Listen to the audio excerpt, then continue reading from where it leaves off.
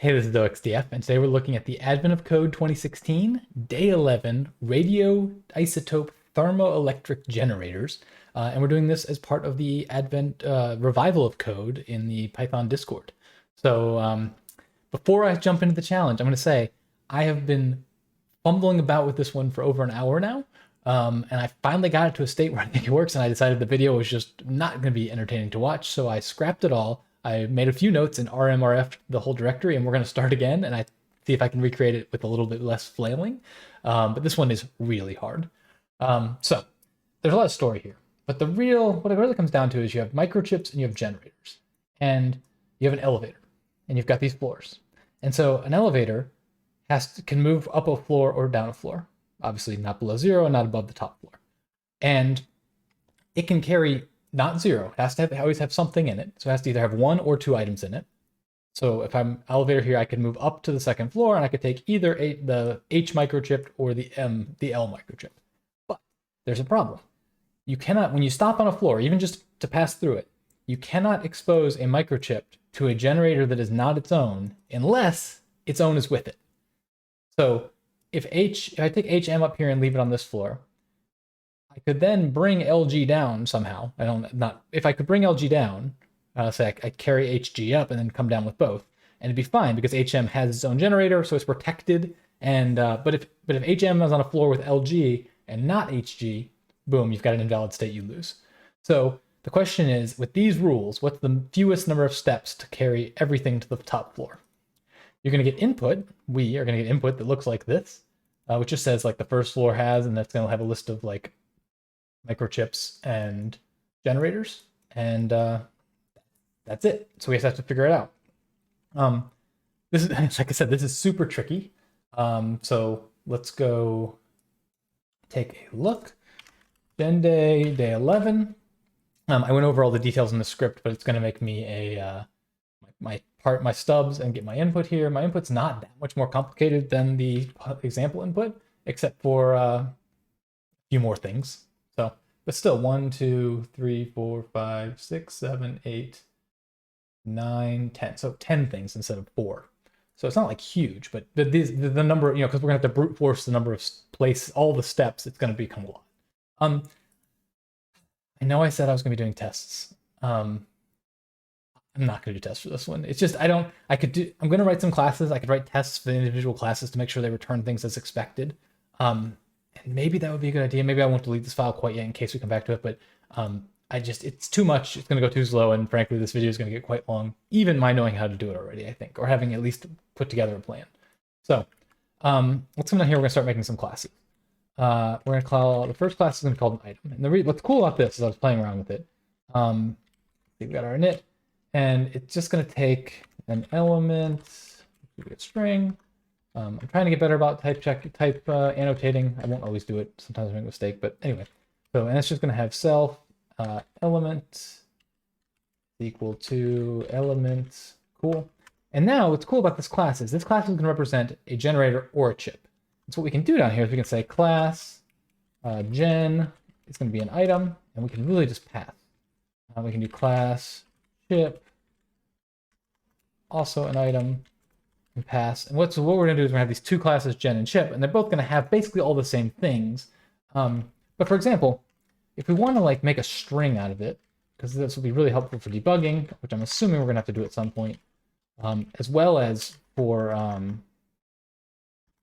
hashing, which we'll talk about in a minute. So if we make this, let's see, return a string, we can even do return, make a nice string. We'll say like, open this up and we'll say self.class.name. Then we get that, colon, self, then we're gonna do it in brackets, self.element, boom. And so now, even though we're making it in the item class, when we call it on a generator or on a chip, we're gonna get generator or chip here. So that's cool. We don't have to define it once, no code reuse, that's really nice. Next thing we're going to do is we're going to need a hash. And the reason we're going to define the dunder hash function is that this is going to allow us to make these things like dictionary keys, or when I put them into sets, it can easily tell whether it exists or not. I can't remember if that's hash or equals, but we're going to define both. So we'll compare and do both. So we can do def equals self. And when you do equals, you pass in another, like this pass for the moment. So the hash, what we're going to do is we're just going to return hash, and we just need like a unique hash, a unique thing, a unique value of, and we'll just, in this case, we'll do self dot wrapper. I think we can actually do it as a wrapper too. REPR like this, might be cleaner. And then for this, we're going to say return self dot. In fact, we'll do the same thing. Repr self equals repr other. What that's going to do is basically say, let's say I create two items, and they're both, I pass in the element is OXDF. And so I have two OXDF generators. Now, normally those would not return equal to each other because they're not the same item by the standard way that objects check. But I want, if they have the same element name and they're the same type, which are both included in this string right here, then if this string matches, I want it to return true. And so that's what I'm setting up here, is just to return that. And that's going to help me with comparisons along the way. Okay. So now we need to represent, we can create our items. Next, we want to be able to create a game state. And before we do that, what I'm going to go ahead and make a class for floor, represent a floor. So def under init, and this one is going to take in generators, which will be a set, and chips, which will be a set. And we're not going to return anything, so we'll say self.generators equals generators, self.chips equals chips. So now we've basically we're going to, for each floor, we'll have generators and chips. And sometimes I'm going to want to just get those combined. And so what I'm going to do is going to do a property. And I mentioned this in the video yesterday, but I think I forgot to actually talk about what it was.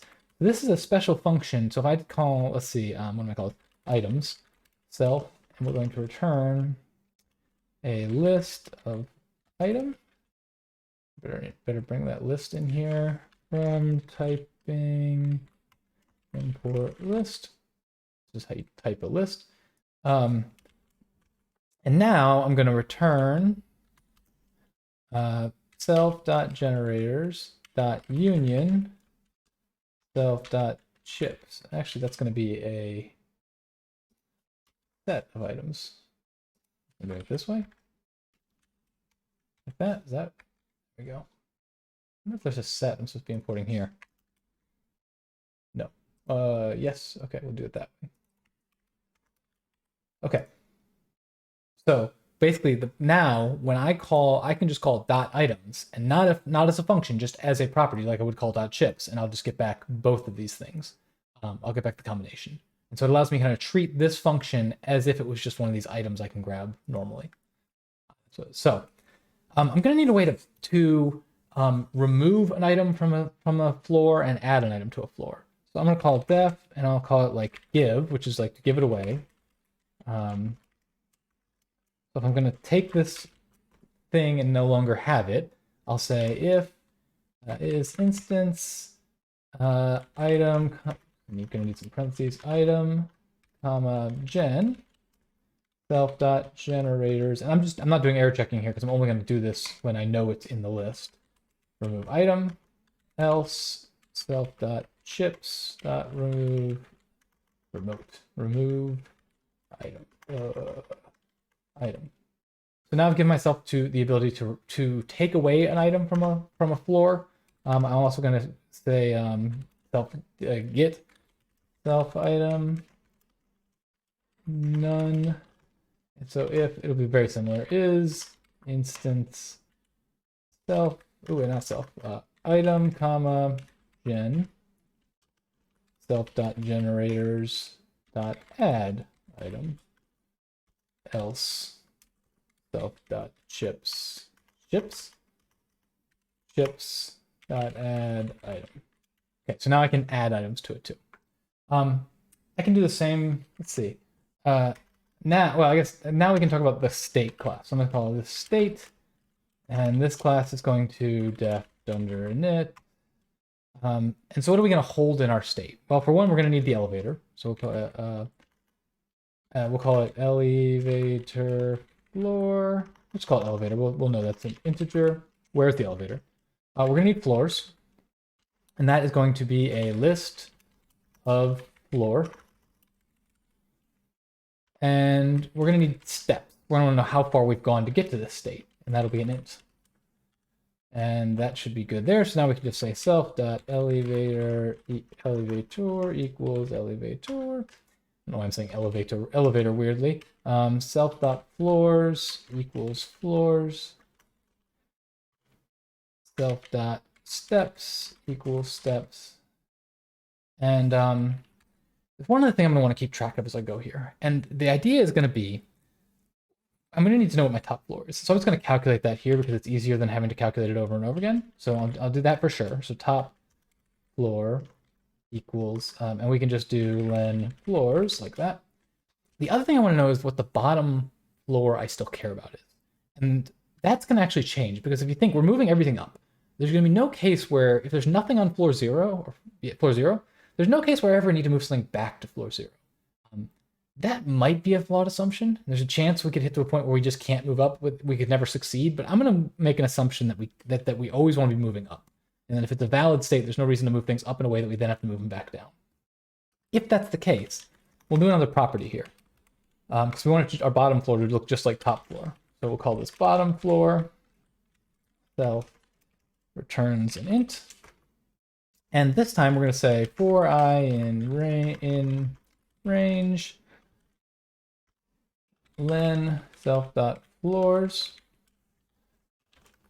And we'll say if len self.floors sub I dot items. So if we get all the items from the floor, and it's like that, and it's greater than 0, then we're going to return I. So basically what we're going to do is if this floor is empty, we're going to just loop around and get the next floor and the next floor until we find the first non-empty floor, and we just return our I. And so we're always going to know what the bottom floor we care about is. Cool. Okay.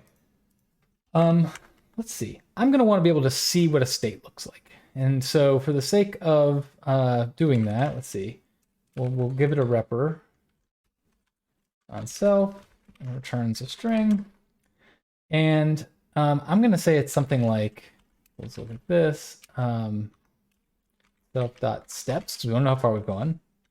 Maybe we'll put that in brackets like that, a colon, and then maybe we do a, I want it all to be on one line, so I guess we'll do for floor in floors by self.floors.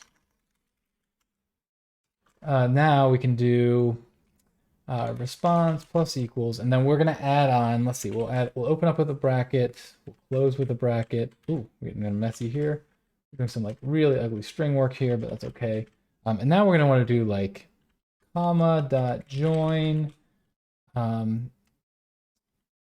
floor dot items. Does that work? I think we might have to make those strings. We can do, let's test that. I guess we'll come back to this and test it when we get there. And so then when we're done, we can just return res. So it's going to give me a long thing with the floors kind of separated by that. We could even just do, instead of doing that, plus that has to indicate floors, and then we can do dot r strip to get rid of, make sure we get rid of the one at the end. I think that looks pretty good. Okay, what else do we need to do? We're definitely going to want to compare states, because what we're going to end up doing is brute forcing across all sorts of states, and we're going to keep track of states we've already visited. And we want to be able to, so we're going to need our equals and our hash for what a state is, so we can tell what a state, if we compare two states, what we care about. So we'll do a def hash self.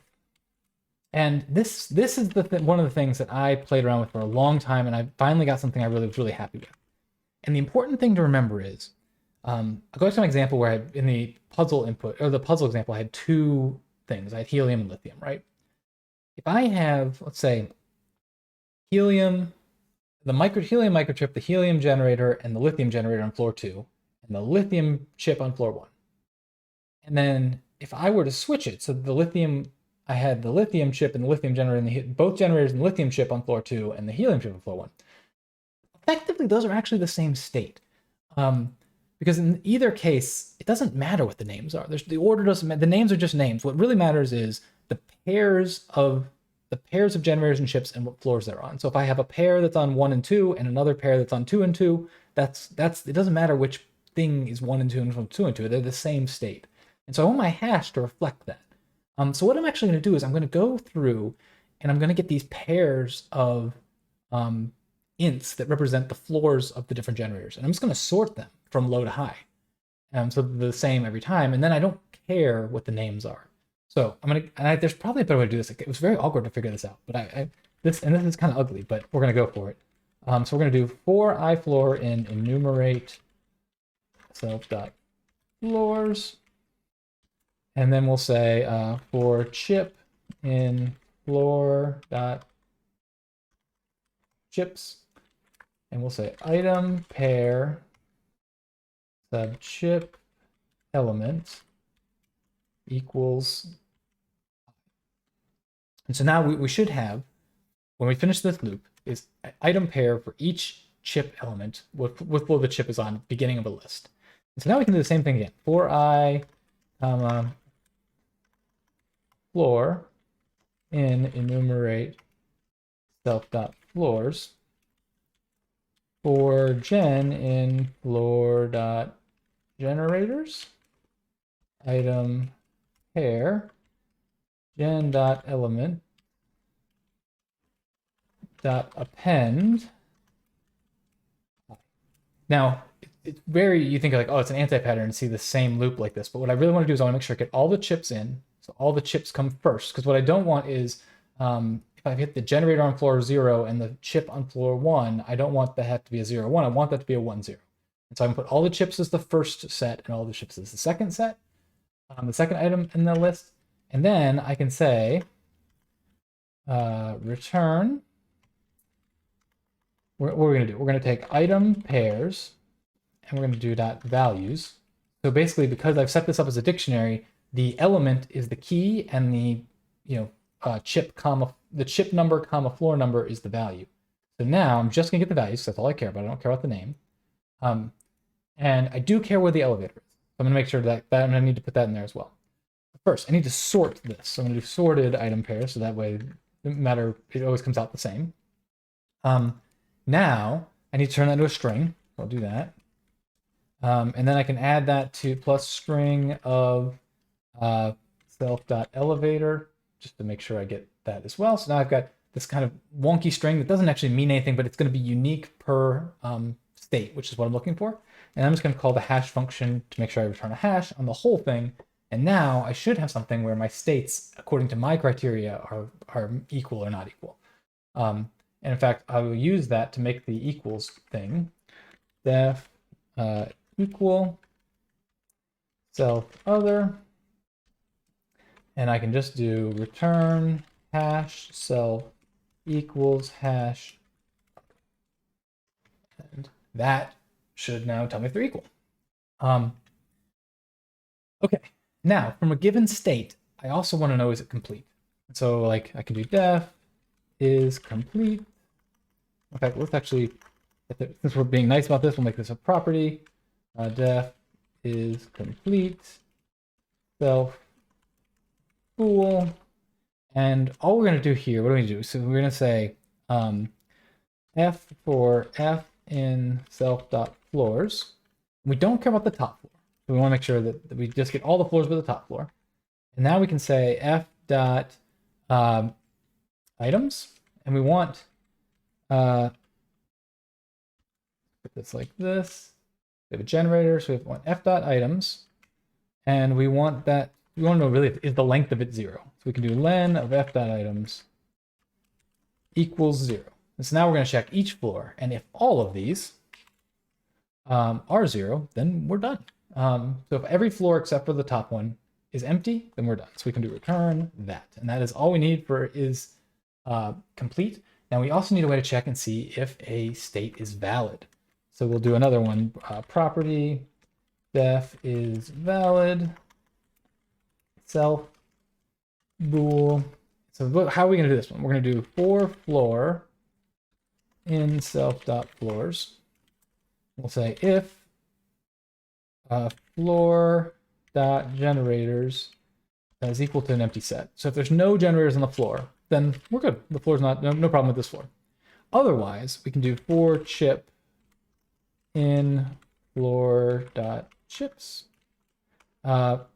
If, and what we need to do is basically say, if there's any generators here, that, let's see, we need to say, if there's any generators here, which we've already said there are, because we don't have, there are generators here, then we have, then the generator for this chip has to be here. Okay, so that's what we want. So if, so we'll say chip.element equals gen.element for gen in floor.generators. So this is going to give us for every generator in that. And if any of those are true, then we're safe because our chip and our generator are both there, so we're good. So if we'll say, I guess we'll say if not any, if there's not any of those, return false. Now, if we make it through every floor and every chip is good, at the very end we can do a return true. That'll tell us it's valid. Now we have a valid state. The next thing we need to be able to do is from a state, I want to be able to calculate what are the next states. So let's come down here, we can do that. So we'll say def next states on self. And so let's just, for the sake of easiness, we'll say current floor is equal to self.floors, self.elevator. So we get the current floor. Now, the elevator can go up or down as long as we're not on the bottom or the top. So the first thing we're gonna need to do is that. So we'll say for, I'll say dir in -1, 1. So the options for the elevator. We'll say if self.elevator plus dir is greater, is less than self.bottom floor. So we won't want to go below the bottom floor. I think we don't even want to probably be, the bottom floor is the first non-empty floor. So yeah, we don't, even if the bottom floor is 1, that means that 0 is empty. We don't want to go to 0. So that's good. Or self.elevator, self.elevator plus dir is greater than or equal to self.top floor. So if we're going to be below the bottom floor or above the top floor, we're just going to continue and check the next case. Let's go ahead and shut this. We don't need to use it. Okay. Now we can do for, and now the next thing we want to think about is like how many, we can either move 1 item or 2 items. Luckily for us, it's that simple. So we can do for number in 1, 2. Now we need to think about all the different pairs we could grab. And so what we'll do is we'll say for items in we're gonna need to import that, huh? Let's go up here, from iter tools, import combinations. And combinations are repeatless, all combinations of a given length. So that's exactly what we need here. Combinations, and we're gonna pass it per floor dot items, and we're gonna pass it in the number. And so now we'll have every possible 1 combination, which would just be all the items, and then we'll have every possible 2 combination of 2. So we can do that. And now we can say state equals self dot, so we now are going to need to basically do a deep copy of we can either create a completely new state and create new floors to go with it, like keeping track of the items. But I think the easiest thing to do is actually copy the current state and then modify it a little bit. And that's why we created up here these give and remove or give and get state things. I'm going to actually choose to do this in another function. So what we're going to do is just say state equals self.generate state, and we'll need to know the direction we're moving and the number, not the number, the items that we're going to be changed to moving with. So we'll generate that in a minute. So let's pretend we just tell it, okay, we're going to move up a floor with these 2 items. What's the next state going to be? We'll assume we can get that back. We need to check and see if that state is valid. Is valid. And if it is, I'm gonna just actually do this as a generator. We're gonna yield state. What that's gonna mean is that I can do like a for self.nextStates or the state.nextStates and loop over it. Okay, so that's all we need to do there. Next, now we're going to need to actually write our def generate state error items. And so we will say new floors equals, and I'm going to use, this is one of those, if I got to make a copy of the old floors, and the floors are complicated objects, so I'm actually going to bring in the copy module.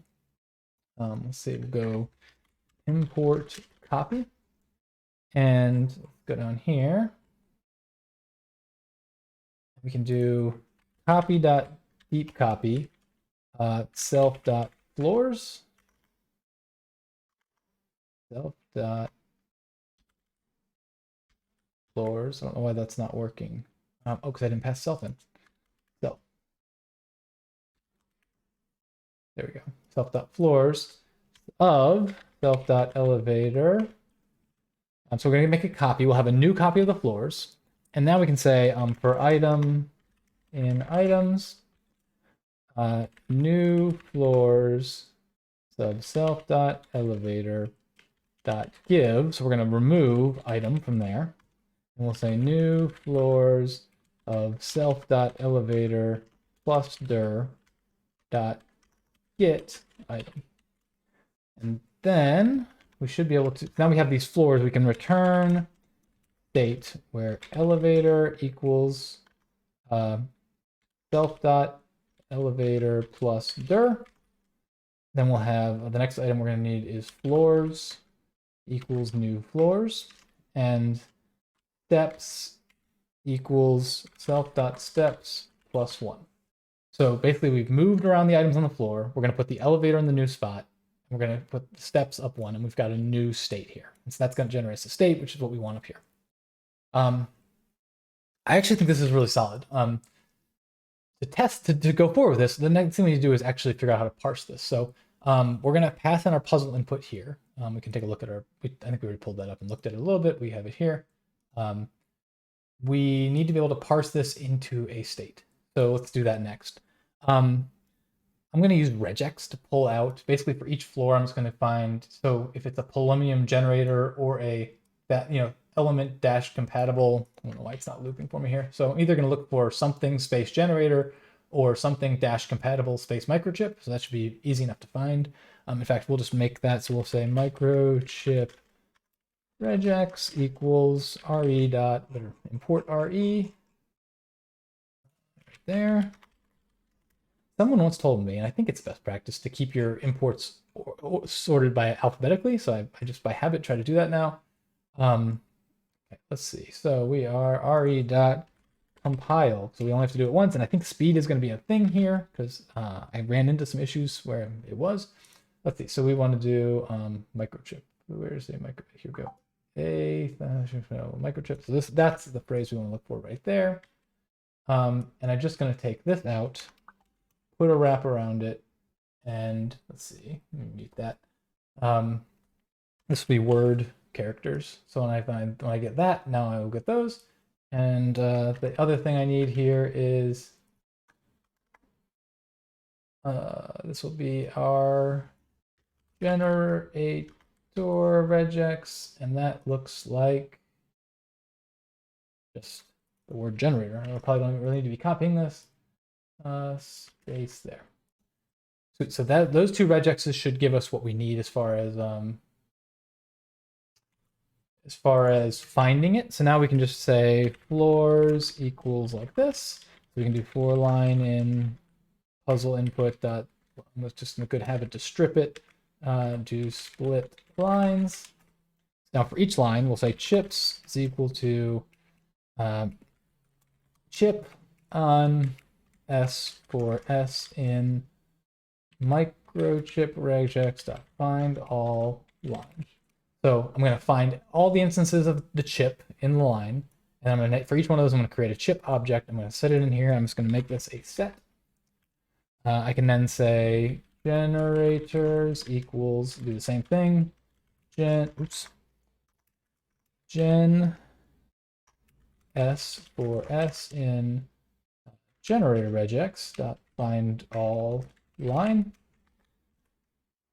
So I can do floors dot append a floor where generators is equal to generators and chips is equal to chips. So I've now appended a floor, and at the end I should be able to say, so now I've got my floors. So now I can just do return state. So really what I'm trying to do is take my input and create a state out of it, right? So, and that's, most of it's pretty simple. Elevator is equal to 0. Floors is equal to floors. And steps is equal to 0. No steps. And I think that's pretty good, actually. What I'm going to do now, actually, is I'm going to come down here. I'll do my python-i day11.py. I've got an unmatched on line 30. That was a long time ago. And what python.i gives me is I'm now at the point where actually isn't going to help me here. I'm gonna ignore me for there. Let's see. We're going to come down here and we are going to call this initial state. Call this initial state. As I always want to watch out for tricks where if I'm changing initial state, that I don't just pass it back in here, but I don't think I'm actually changing it at all. I'm just using it to generate next state. So I should be okay there. And let's put a breakpoint right here and F5 this and see what we get. So we can come to our debug console and we can say initial state. It's not printing, right? That's a bummer. But we can see our bottom floor is 0, our elevator is on 0, our top floor is 4. Our floors, we've got 4 floors. We've got a chip, we got 3 chips here. I didn't close my, let's see, let's close that for future prettiness. I wonder if I need to make a repo for floor to make this show up right. Anyway, I've got three chips and 1, 2, 3, 4, 5 generators on the first floor. And on the second floor, I've got 2 chips. So, and then is there anything else on here? Nothing on. Did I count wrong? That seems odd. I feel like there should be an even number. 1, 2, 3. 1, 2. Oh no, 3 and 5, and then 2. So that's 5 each. Perfect. So you can see we've got our stuff parsed in here nicely. Now we need to handle our brute force. We're going to come this into part 1. And so we're going to go do a breadth first search, which is basically to say from any point, we're going to calculate all the next steps and we're going to put them all in the queue. And then for each of those, we're going to get the first one off the queue, calculate all the steps it could do and add those to the end of the queue. So effectively what we do is go through all the possible step 0s, all the possible step 1s, all the possible step 2s, all the possible step 3s, and that gets bigger all the time, but then it actually ends up getting smaller at the end. I'm going to use deck again, just because it's been working well for me. So we will say from collections import deck. Collections, beautiful. Okay, so here we are. We're going to say q equals deck. And then I will just do initial, let's not call it data, we'll call it initial state. Initial state. Okay, we make our queue. We're also going to want to keep track of what we visited. So we will say visited equals set. And I'm also going to want to pass the initial state in there as well, because I don't want to revisit it. So now we can just do while queue. So while there's something in the queue, state equals queue dot pop left. So we get the first thing in the queue. Now first thing we want to do is really check and say, well, are we done? So we say if state dot is complete. Is that what I called it? Where are we? Is complete. Complete. Return state. Okay. We could return state.steps, but we'll just return, well, yeah, we'll do that. Steps. Okay. Now, assuming it's not complete, we can say for next state in state.next, what did I call it? Next states. Next states. And is that a property or is that a function? That is a function, so I will need some parentheses there. Okay, so for the next state in there, so we're going to loop over those states, and we'll say if next state not in visited. Then queue.append next state and visited.add next state. So we add that both to our queue and to our visited, so we don't visit it again. So we don't put it back in the queue again. And I think this is where I got to that I can now actually run this and see if we get a solve. Let's see how this works. It took, let's see, we do, we'll go forward. Okay, so let's figure out our problems here. Floor object is not subscriptable. New floors should be, oh, I don't want, I want all the floors. There we go. That's a mistake. We are running. It took like 5 seconds maybe or so when I was running it, when I had something that I didn't check the answer, but it seemed to be working. Taking a little bit longer than that. I wonder if we have an infinite loop. Oh no, we don't. We got an answer, 47. So let's go over here and try it. Sweet. Okay, part 2, I'm gonna probably pause this to read it. Okay. Basically we're just gonna put an extra 4 items, so an extra 2 pairs on the ground floor to make our stuff longer. My hope is gonna be, because we made this so fast, by doing the things, I think the key thing we did was this hash of the state where we didn't take into account the name, because otherwise you could just really generate a ton more possibilities. But just by basically saying, looking at where the pairs of items are, instead of looking at specific items, I think it's going to save us a lot of time, and hopefully this is going to be pretty easy. Let's change some stuff. So we're going to change this from part 1 to just be run. Call this like run simulation. And then down here, we're going to call this run. And what we can do now is we can change update initial state here and just call run again, and we'll be good. We don't need a part 2. In fact, before we do anything, I'm going to save this and run it again and give us, take another 15 seconds or whatever that took. Just make sure we get 47 twice, because that'll confirm for me that I'm not modifying initial state in this first run so that it works on the second one. I guess while that's going, we can start working on typing out the changes here. So what are we going to do? We're going to need to change the initial state to include these additional things. So we can say for element in, and what were they? I guess it doesn't even matter what they are, right? We could just call them A and B, but for the sake of completeness, we will look them up. Illyrium and dilithium. So, oh good, we got 47 twice. We're good there. That comma dilithium. For each of those elements, we are going to initial state dot floors sub 0 dot chips dot add chip element.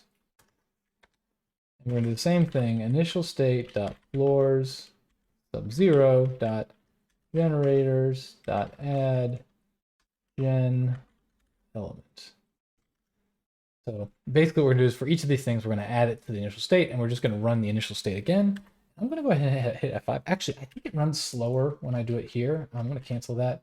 Just come up here and do Python. In fact, let's time Python day 11. Let's go ahead and run that. I might pause the video and skip ahead, depending how long it takes. All right, we're back, and it took less than 30 seconds, which feels like an eternity when you're sitting here, but not too bad. So we've got an answer of 71, and we nailed it. Awesome. So I'll say it just one more time. I think the most important thing here to make sure you're doing is to make sure you're pruning your visited appropriately. There's probably more we could do to optimize, like thinking about like, does it ever, will you ever carry 2 items down? Maybe you only ever want to carry 1 item down, things like that. That might even be able to make this run faster, but this was fast enough at 27 seconds. And I think the real key was this, because when I played around with this before, when I didn't have this, I was getting queues that were going into the thousands and hundreds of thousands of items. And when I was doing some debugging before I read, after changing this, I was getting queues that were not going nearly that, in the 50s, and that was much more reasonable. So I'm going to call it here. Thanks for hanging out with me today, and I'll talk to you next time. Bye.